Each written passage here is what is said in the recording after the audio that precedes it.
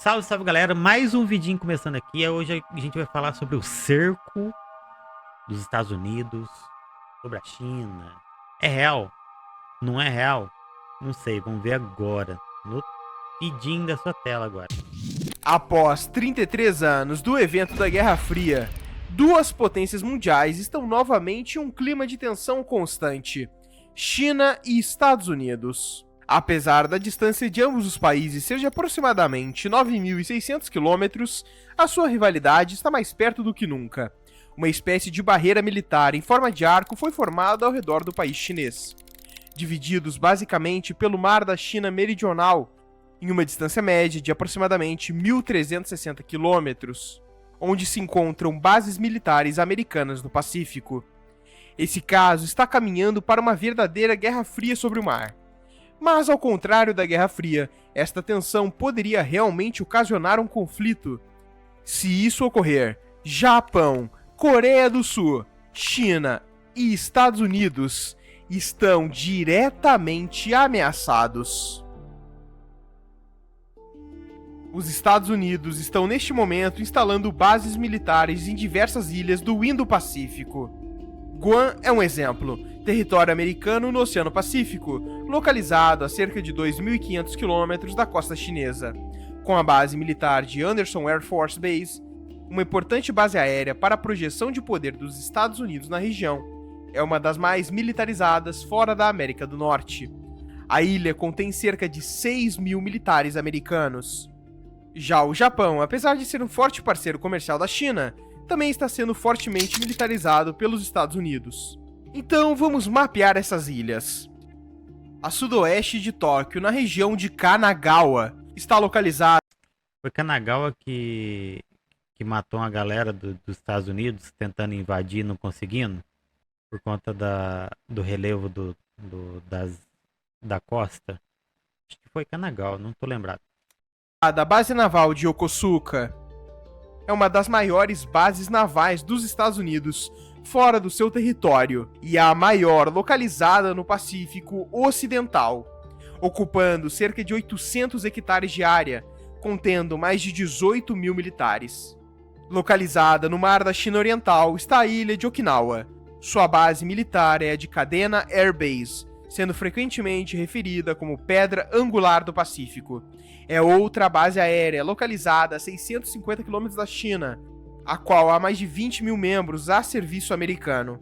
As bases de Misawa e Yokota também entram nessa lista, e chegam a 17.000 militares americanos, casos somadas. Algo parecido que acontece com o Japão também ocorre na Coreia do Sul. Os Não sei dizer. americanos também implantaram bases militares em território coreano, sendo Aqui tem um monte. elas 8 bases ativas. As bases aéreas de Osan e Kunsan e os campos Humphrey, Carroll, Casey, Red Cloud e Henry, que ao todo totalizam cerca de 28. Olha só, presta atenção. Quando a gente fala que a Coreia do Sul é um país colônia dos Estados Unidos, olha os nomes que recebem os lugares. Tudo nome americano. Tudo. Não tem nenhum nome coreano aí. 8.500 militares americanos. Muito, hein? A distância média dessas bases militares está a cerca de 380 quilômetros da costa chinesa. De forma mais China e Rússia, bora botar umas bases em Cuba e Nicarágua? Se a China põe. Nossa, se põe base em Cuba, é pedido pra guerra mundial. Pedir. Como não? Tem o famoso coreano Stanley. fácil de ser visualizada, a costa mais próxima da Coreia até a China é de 200 quilômetros, enquanto a mais distante é de 4.000 quilômetros. Nesses casos, o tempo médio para um avião chegar à costa chinesa. Ela tá assim mesmo. Ela tá fazendo isso. No México, bem na bordinha. Delícia. Em qualquer lugar, é entre 1 a 4 horas. A presença dos Estados Unidos vai muito além desses países, incluindo também Brunei, Malásia e Vietnã, que apesar de serem grandes parceiros comerciais da China, Cada vez mais a presença chinesa tem incomodado. Pensando nisso, a militarização do Pacífico ocorre também... Eu tô com medo de falar, que eu acho que ele vai falar.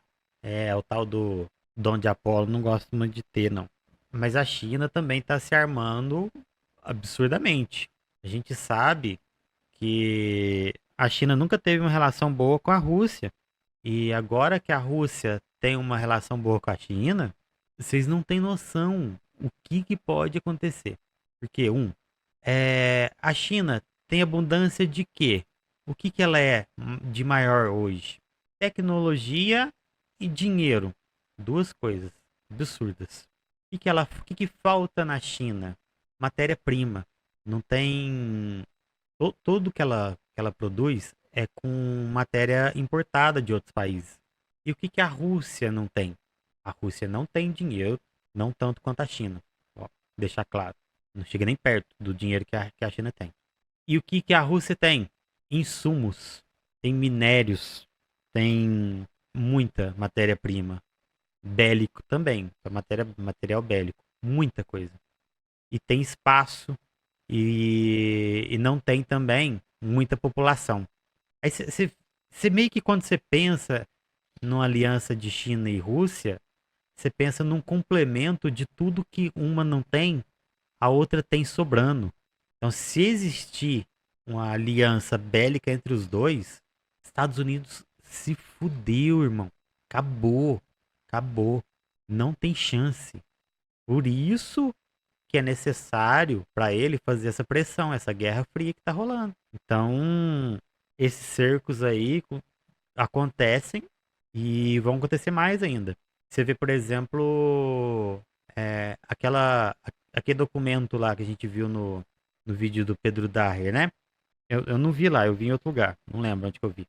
Documento que a Alemanha lançou que diz... Olha um documento da Alemanha dizendo que a Rússia ia comprar briga contra a OTAN inteira. A Alemanha falando isso. Falou que a Rússia planeja em 2025 escalar um conflito contra a OTAN. Olha isso. Qual que é a intenção de um documento desse? Você vê aí, ó, você combina com as ocupações dos Estados Unidos, cercando a China, cercando também a Rússia. A Rússia também está cercada. Não sei se você vai falar nesse vídeo, mas a Rússia também está cercada. Se não me engano, tem mais de 18 bases rodeando a Rússia hoje. E por que isso? Porque eles não podem deixar eles se desenvolver junto. Eles estão vendo que o capitalismo vai ser sobrepujado. Não tem chance. Os dois não podem caminhar juntos. Eu leio aqui. A combinação dos recursos econômicos, militares e tecnológicos já são um potencial desafio às normas internacionais e uma possível influência geopolítica conjunta que pode afetar o equilíbrio de poder global atual.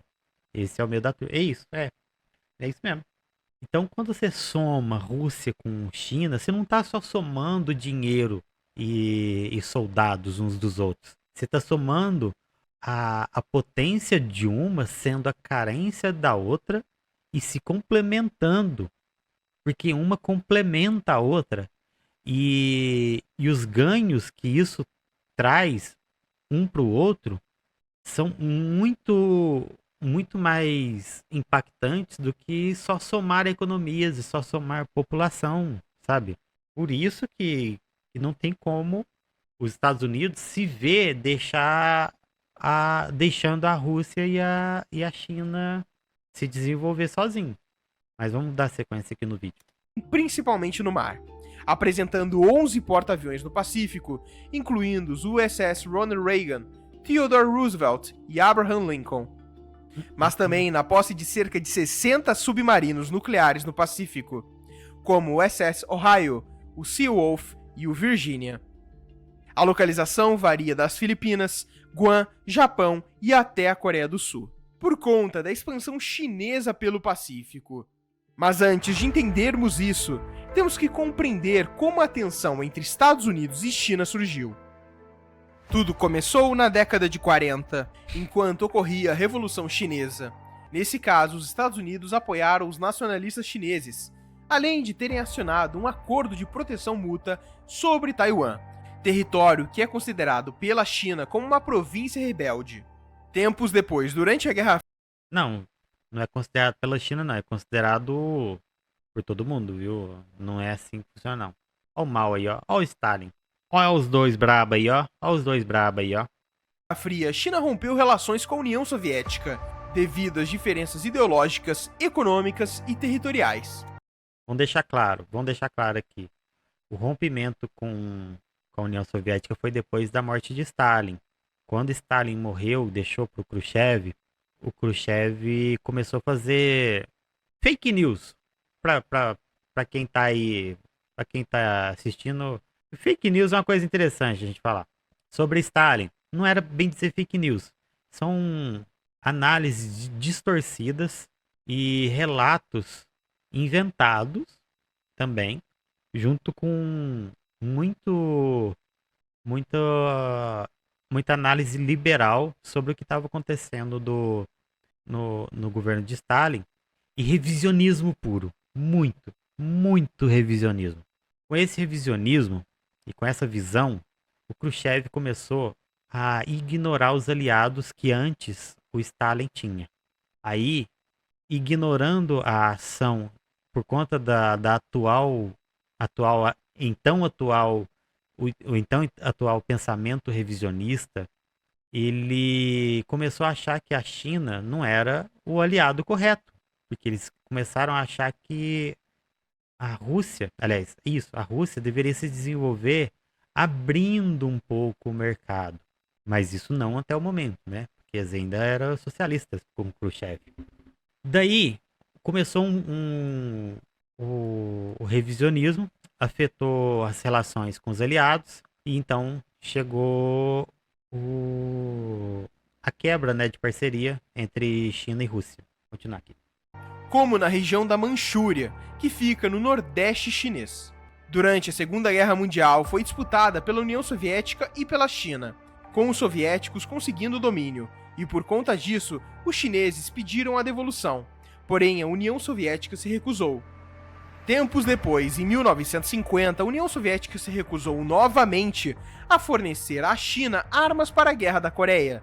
Isso levou a China a buscar ajuda dos Estados Unidos.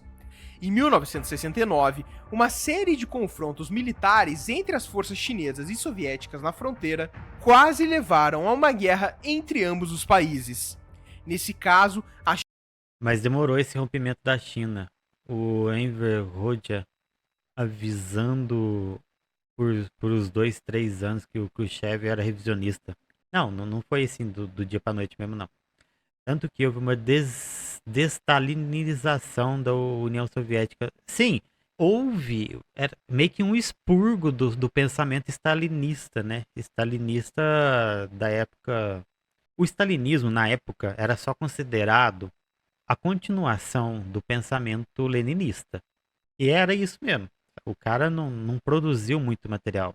A produção intelectual do Stalin era ele dizendo e explicando o próprio leninismo, né? É bom deixar claro essas coisas, porque parece que tem muita gente que fala, stalinista, stalinista, sabe? Então, o Stalin nunca se arrogou a criar teorias, criar material intelectual no sentido de material próprio, sabe? Ele sempre escreveu o pensamento leninista. a China se aproximou dos Estados Unidos, preocupando-se contra uma possível invasão soviética. Não, peraí. Antes de deixar, já que eu deixei esse ponto claro, tem que deixar outro ponto ainda claro. Que o que eles chamam de stalinismo são as ações do Stalin quanto governador, né? Quanto líder revolucionário à frente da União Soviética. E qual que é o problema nisso?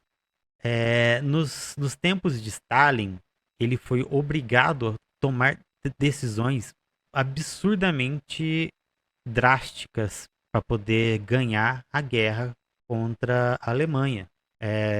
Isso fora todas as questões das fake news, né? Holodomor e por aí vai.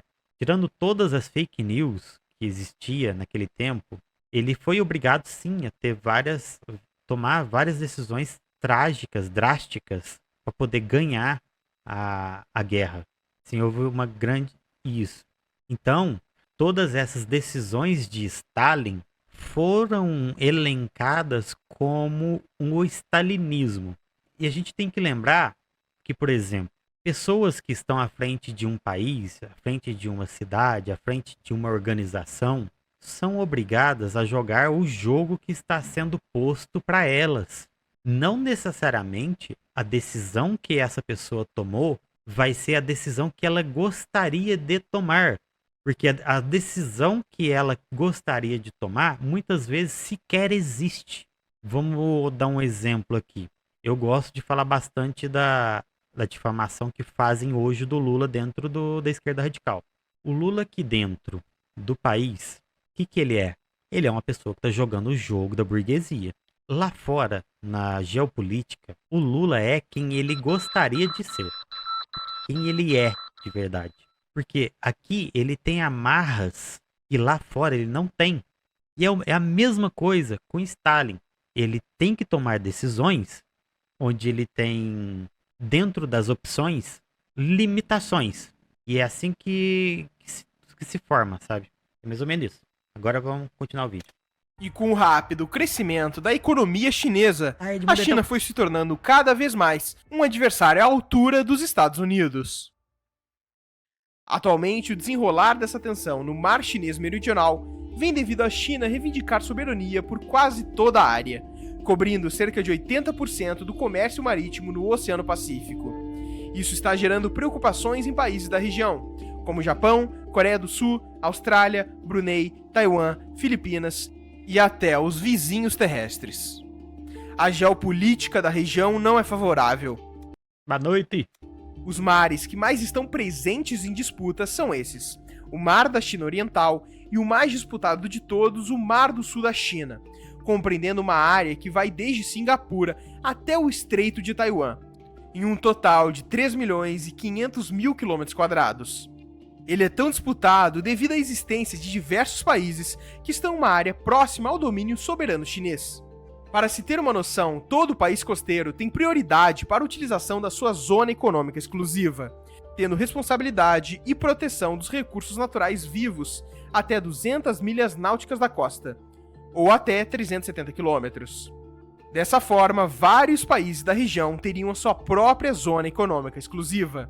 Entretanto, a China está expandindo a sua zona econômica exclusiva para além dos 370 quilômetros da sua costa, afirmando que a zona econômica exclusiva chinesa se estende por mais de 900 milhas náuticas, ou cerca de 1.670 quilômetros, reivindicando áreas que hoje são contestadas por países como Vietnã, Filipinas, Malásia e Brunei.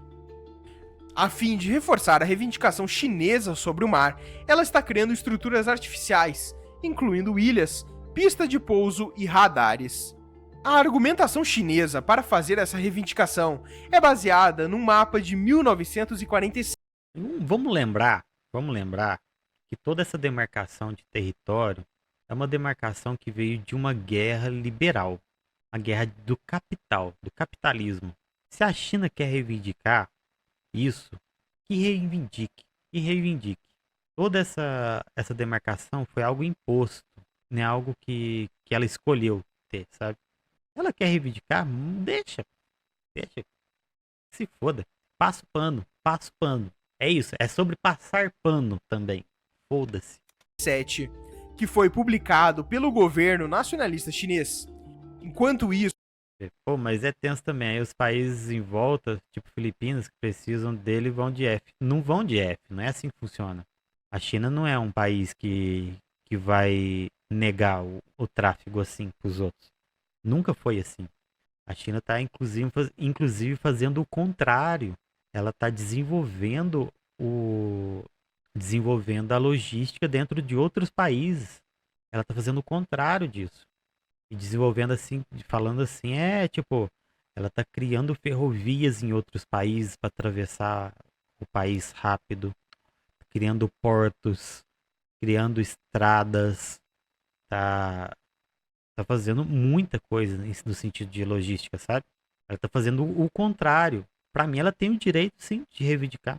Oxi, E no caso, esses países costeiros, obviamente, eles não vão ser expulsos dos próprios mares.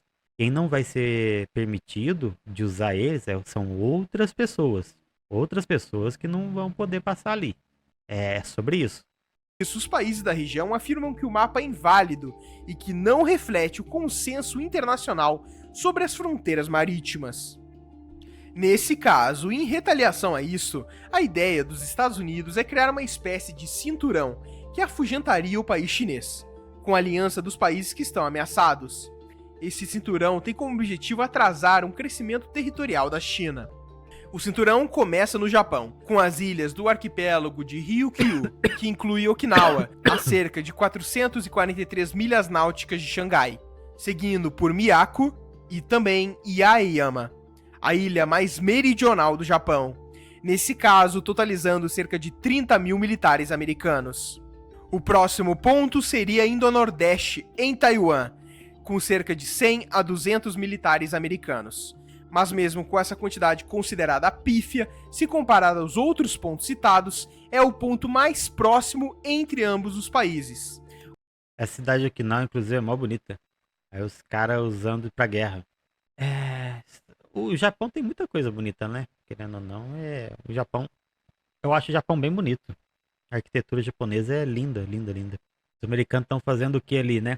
Eles estão só brincando, né? Fazendo parquinho. Com distância de cerca de 180 quilômetros entre a ilha principal de Taiwan e a cidade chinesa de Xiamen. Seguindo para outro aliado dos Estados Unidos, as Filipinas. Aqui contam as ilhas de Palawan, que tem cerca de 2.000 militares americanos, localizados na base aérea de Porto Princesa, com cerca de 1.000 militares americanos na base aérea de Clark. Muito estranho, né? Chamar Porto Princesa. Que é usada para interceptar aeronaves chinesas na região. E também contam com Sulu, com 500 militares americanos nesse arquipélago, totalizando cerca de 3.500 militares nessas três regiões. Fechando o cinturão, em 2023, Estados Unidos e Vietnã assinaram um acordo que permite usar uma base aérea do Vietnã para operações de combate, sendo essa a base de Da Nang, com 500 militares americanos nessa região. Isso aí eu já acho um absurdo. Um absurdo o Vietnã deixar os Estados Unidos fazer uma base dentro dele. Muito absurdo. E de acordo com o Departamento de Defesa dos Estados Unidos, em 22 de janeiro de 2024, cerca de 2.000 militares estão em solo vietnamita. Na visão da China, a estratégia americana é extremamente agressiva. Nesse caso, para eles, apresentando um movimento muito maior que conter um possível avanço chinês. Então, para isso, temos que olhar da perspectiva chinesa, virando o mapa para a sua visão. Toda a sua costa está cercada por bases americanas fortemente armadas, o que numa possível guerra iria restringir bastante a navegação por toda essa área costeira, e principalmente a saída para o Grande Pacífico. E essas tensões não são algo fictício. Em 2021, um porta-aviões chinês, o Shandong, passou pelo Estreito de Taiwan, área disputada pela China e pelos Estados Unidos. Passar pelo Estreito de Taiwan não seria um problema. O problema é passar muito perto de Taiwan, infligindo assim a zona marítima de Taiwan.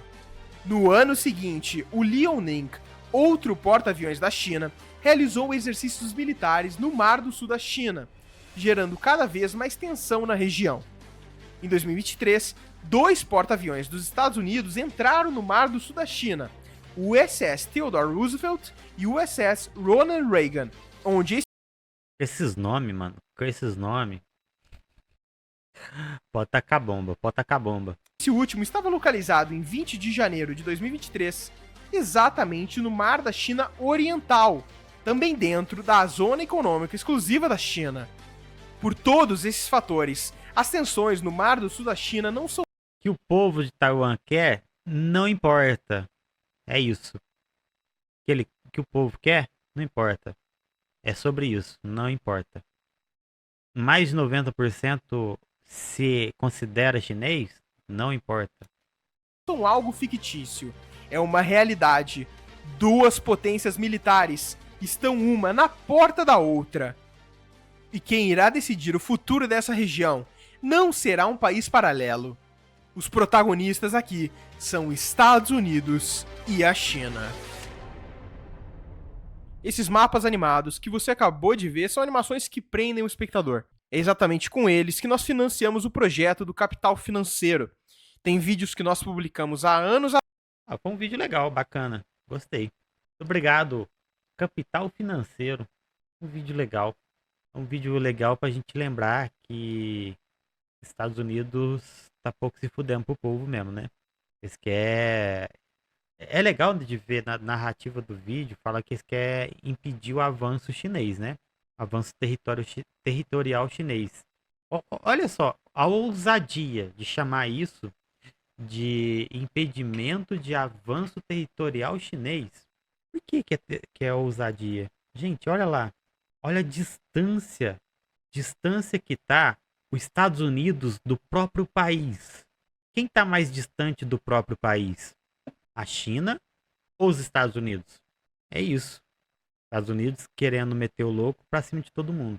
Só que com a China e com a Rússia, o buraco é mais embaixo. Eu acho que eles não estão calculando o que pode acontecer nisso. Não parece que eles estão calculando. Tudo tem que ter o nariz do Zeu. Sim. Vai se F. Vai se F. É isso. Obrigado aí, galerinha. Curte, comenta, compartilha. Ativa o sininho. Aqui, ó. O Pix. Ó, o Pix. Aqui, ó. Pix. Valeu, Capital Financeiro, pelo vídeo. Valeu, Rafa, se você editar isso aqui. Valeu, galerinha do chat. Valeu, galerinha do Birutube. É nóis. E até o próximo vídeo. Em té.